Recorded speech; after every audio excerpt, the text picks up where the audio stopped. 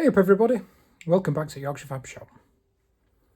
Those of you who are lucky enough to be considered as part of the younger generation will very often hear those of the older generation saying things were much better back in my day. Now when we're talking about tooling, machines, things like that were built back in the day, often you find that they actually were built better, not subject to the modern cost cutting and cheap labour from the countries that manufacture these cut price and budget tooling that really are not fit for purpose in many cases. Tooling such as this. Now it's so big and heavy this, we've got to take a step back to get it all in frame. Anybody familiar with the modern benders will appreciate why this one is so much better than anything you can buy today new. Although many won't recognise the name of this, this is what's known as an Elliott Samson No2 angle bender. A name you might be more familiar with is a miracle bender. Now they've been around for donkey's years and these are actually based on those benders. In fact, as far as I can tell, these were manufactured in the same factory, just with a different name on. Because if you compare this to a No2 miracle bender, you'll find other than a slightly different handle design, they're totally identical. There's no difference between this and the miracle bender. So you might ask, what makes these so special? Well, pure and simple, where do you see castings that thick? That's 2.5, probably 3 inches thick there. That 2 inches again. So the specs on this are impressive to say the least. So this will do 4-inch flat bar by 9/32 thick. So that's something that's 100mm and 7mm thick off the top of my head. And that's just the cold bends, so when using hot material, it's even bigger, so 4-inch by 1/2-inch flat bar, 100mm by 12.5mm, and square and round, 1 3/8 hot, or 7/8 cold, so 22mm and quick maths, what's that? 35mm, I think. So mega impressive specs. So what's the job then? I hear you all asking. Well, for starters, the moving jaw is in poor condition and there should be some kind of spring return on these, but there's just these pins and that broke off with me trying to get that out. So we've got to extract that remaining stud, manufacture some pins so we can fit some springs, and then on the flap or the arm,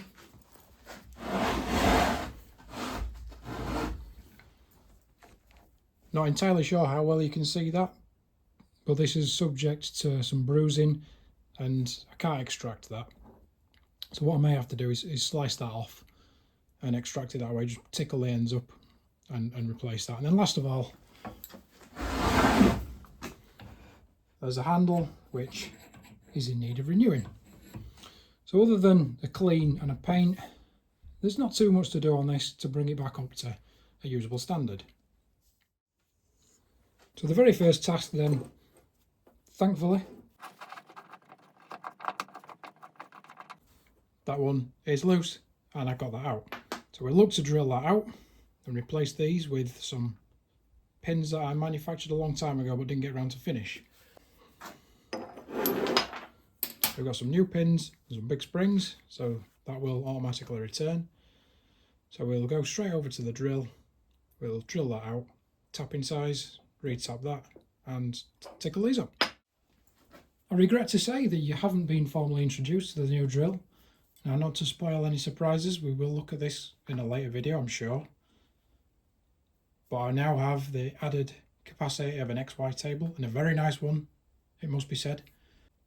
And never have I felt the need to own an XY table on a drill until I have one. And now I've got one, I never want to not have one again.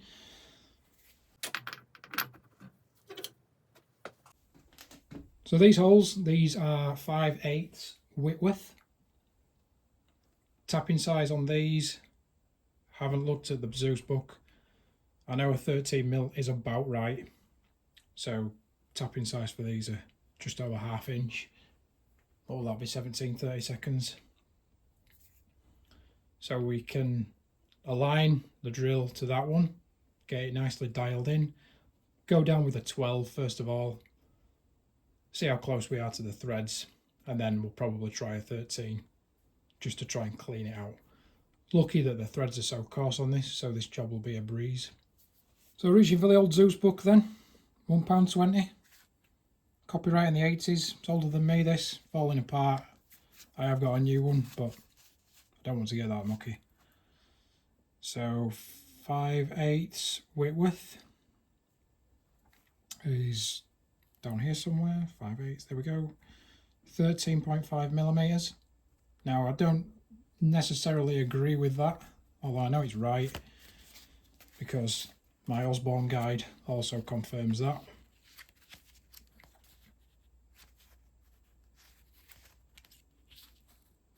Whitworth 5/8, 13.5 millimeters.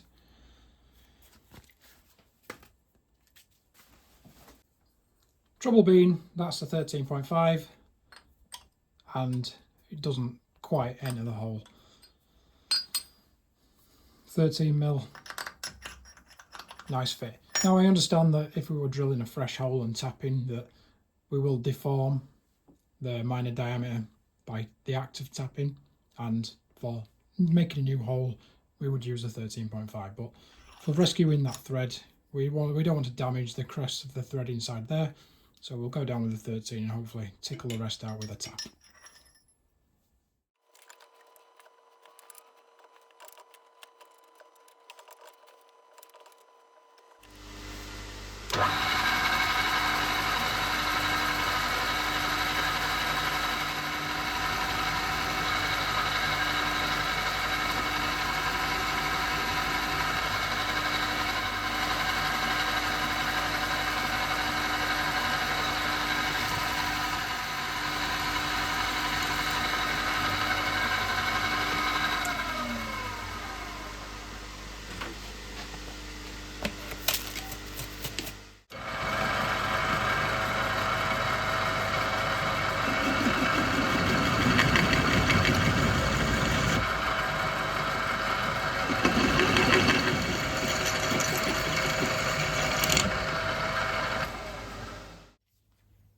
Now we can run the tap down and try and extract the remainder of the threads in there.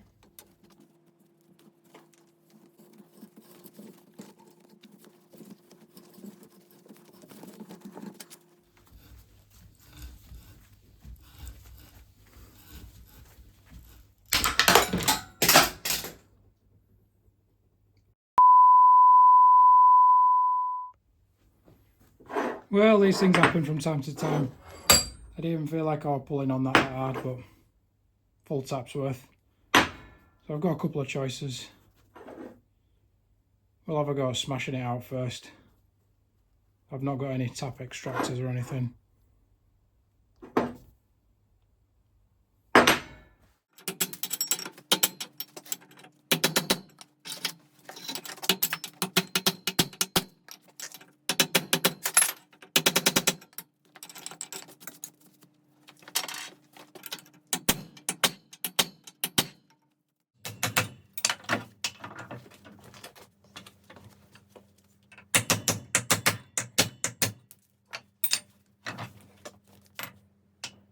Well, obviously that's one way to get a tap out. Spark eroder would have been nice, but I don't have one of those.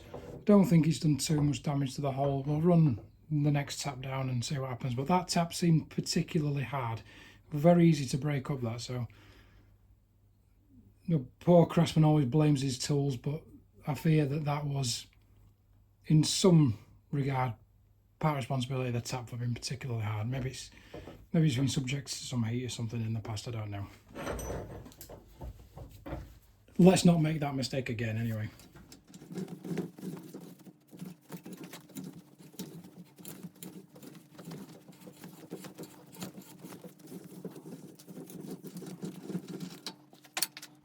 You'll see that threads are in pretty reasonable nick, considering we've just hit them a good few times. Some damage in the bottom where the tap's been shoved past, then again to be expected, but Not a bad result really.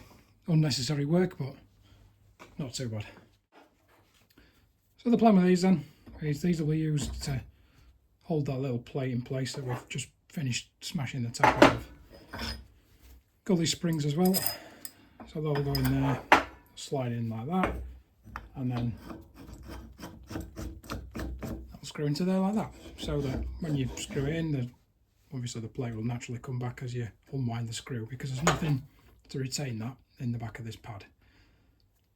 Issue I've got at the minute is that I can't screw that in because the ends of these pins are too big, and these springs are a bit all over the place as well. So what we're going to do is turn that down on the lathe, and then we'll put a nice little location on the back of here for the spring, so that the spring will just sit on nice.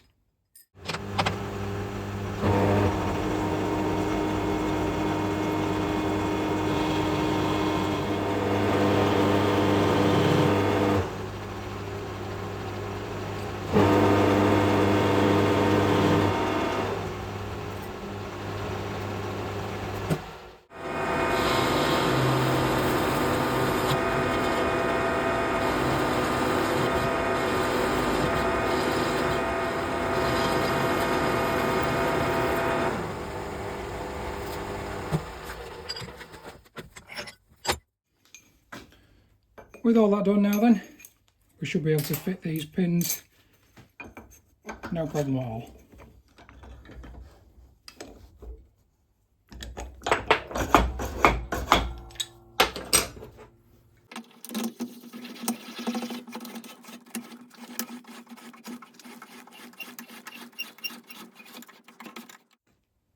Now that all fits nice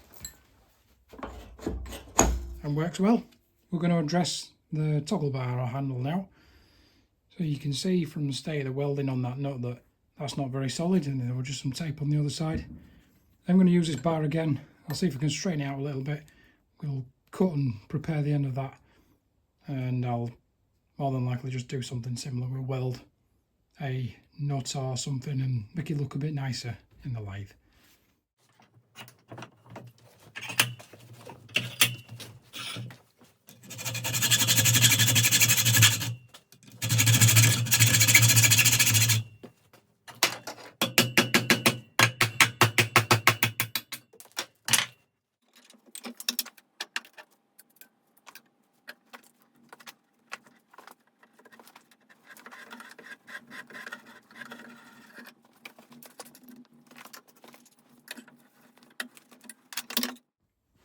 Now that the moving jaw is all working, now springs are in place and handles now fixed, we need to look at trying to get this section apart now, because as we mentioned, that thread in there is bruised over and I can't extract that faster.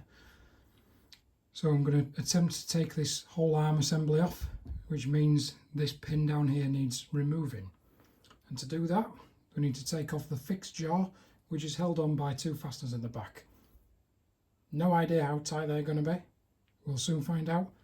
There's also a grub screw in the bottom of this. I'm hoping that'll come out as well, but we'll see. With the luck that we've had so far on this, they're probably not going to move. We'll see.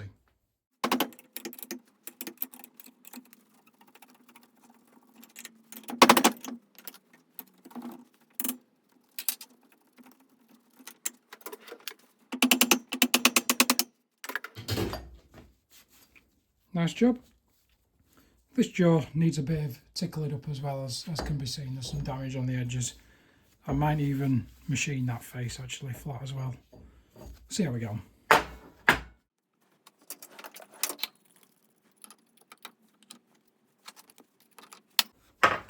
That's promising.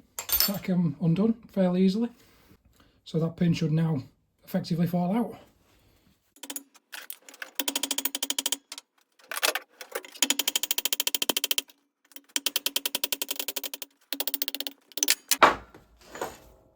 Wonderful.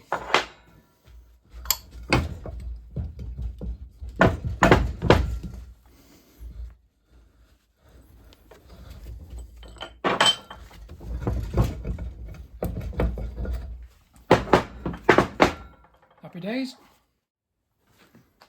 Next then we can take this little flap off. I'm not sure what you want to call that. That's the reaction arm. The plate bends on. Little grub screw in there. Knock the pin out that way. Should be fairly easy.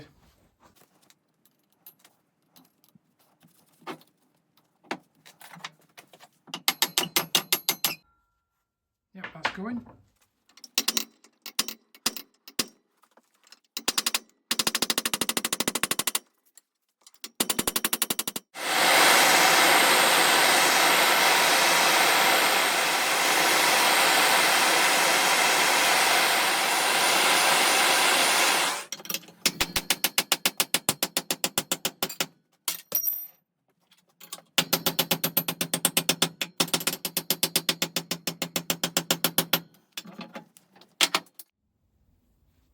Having now removed that, still warm by the way, I've changed my mind about what I'm going to do with this. I was going to slice the end of that off and then put a nice little dome on it. But I realised that if I shorten that, then it'll make it slightly more awkward to use because the handle, when you're in further, catches on this section of the casting. So I'm going to clean that up as best I can with a file, dress it back and try and get that to come in a bit further, because at the moment, although you would never use this at full capacity anyway, with that all the way wound out, it doesn't quite line up with the edge of that jaw. And again, not that you'd ever use that because that gap's bigger than the maximum rated capacity, but I'd like to be able to open it fully, or as near as possible. So now that I've given the screw a good tickle, you can see that this has come a lot further back than it did before. The pin, which was more difficult than anticipated to remove, is slightly bent, which may be why it was so difficult to extract. I don't think there's anything wrong with it, so we'll give it a clean, give these holes a clean, and then we can refit that once I've straightened it out because it is a little bent.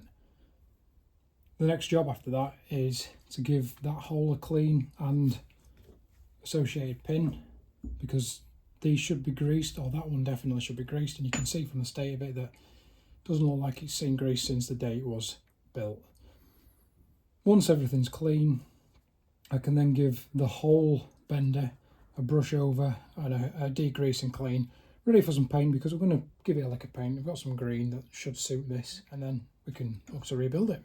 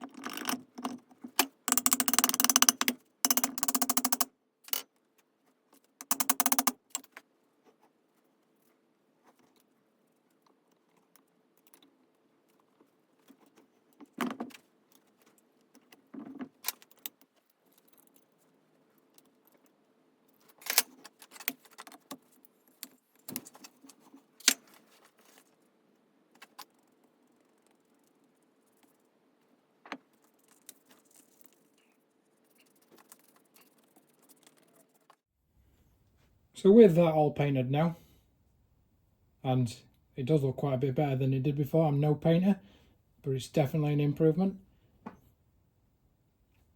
There are one or two final things that we need to do while this is drying. So this is the fixed jaw, and we were planning on machining that, but having run a file over it, and judging by some of the damage that's left on here from previous use, I don't think that's necessarily a good idea because this is really hard. So the file is just bouncing off really. So that's looking like a hardened steel of some description. Best thing I can do with that is just give it a lick over with a flap wheel just to tidy it up, tidy this edge up. And then I probably have to leave that. Like I said, there's a bit of damage, but it's not the end of the world. The other piece then, which is the bit that sits in there and actually does the bending on the moving arm. It's not in awful condition either. It's not the same material as the fixed jaw. It's not quite as hard. But again, with this, I don't want to do too much to it, and I think there's been some repairs on it before, so looking down here it looks like it might have been welded in the past and possibly flashed over with a grinder or something. So I'm not going to do an awful lot to that. It's pretty straight and relatively flat, so I'll do the same with this. I'll give it a flash over with a flap wheel and just tidy it up. I'm conscious I don't want to remove any thickness off this because there's not a lot of material around this pivot point, and that takes quite a bit of load. So we'll give them both a flash over and then fit them final to the machine once the paint's dried.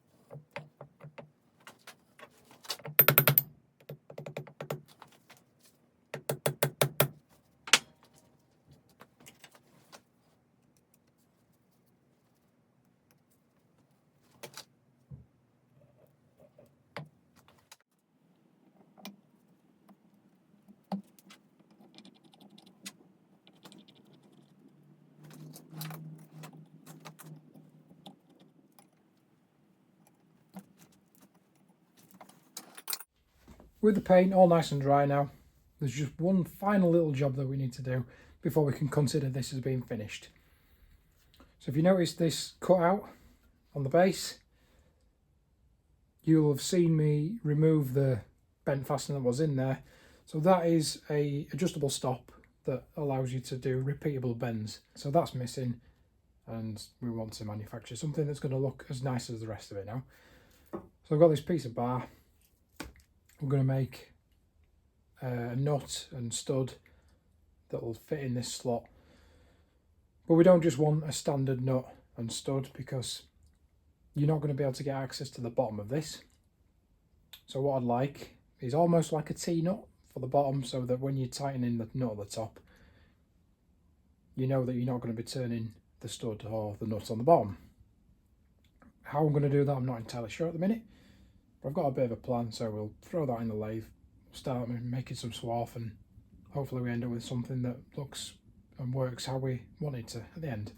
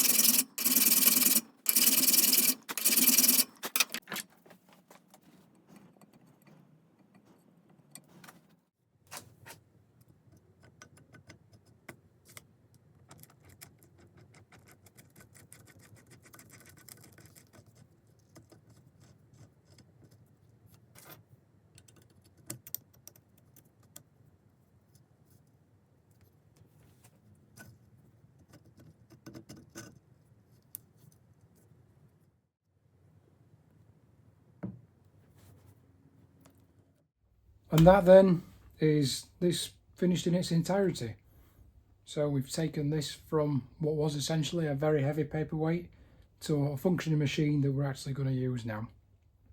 You can see that I've bolted it down to the bench so that we can actually try this out now. I've got a piece of stout material that we can throw in this. It's about 40mm by 10 or 1 3/4 by 3/8 ish. So that's not too far away from kind of the machine's maximum capacity. I think it's 2 inch by 3/8 it'll do. So this is not too far away. But we can put this in here. We'll see how it bends.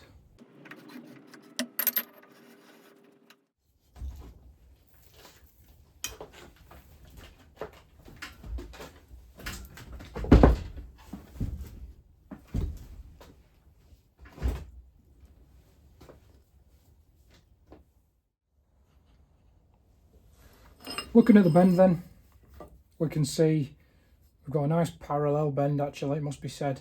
It's very even. We've got a nice even crease along here which shows like kind of even load distribution around the corner of this jaw. It's not quite 90 degrees, but I ran out of space, although it would have bent the full 90 degrees if I wanted. And on something as thick as that, it's pretty impressive really. There's not even any fraction on the back or splitting. So I guess it must be a softer material this, it can't be anything particularly special. But it's done a really nice job of that. I'm very happy with the way that that's turned out and it's working well. So given the challenges that we've faced during the process of restoring this, most noteworthy being this one, I still can't believe that one got one up on me. I'm a bit upset actually. Maybe I'll have to frame that or something, I don't know. But considering all these things, it turned out really well. I'm very happy with the results. Even the paint job's not too bad. So I really hope you've enjoyed watching me restore that. I've quite enjoyed doing it. So from Yorkshire Fab Shop, thanks for watching. See you next time.